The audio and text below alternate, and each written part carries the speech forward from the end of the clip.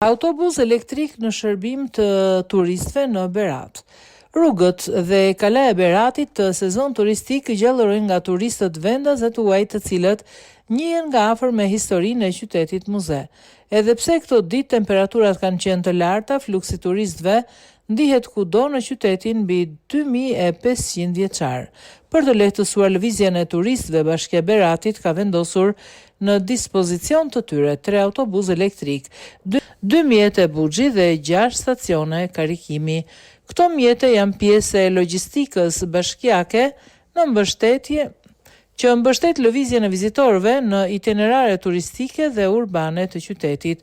Në qytet janë vendosur 3 autobus elektrik, 2 buxhi dhe 6 stacione karikimi që do të jenë në shërbim të turistëve që vizitojnë Beratin në pika turistike, duke siguruar më pak ndotje dhe më shumë komoditet për vizitorët, thuhet në njoftimin e Bashkisë Berat.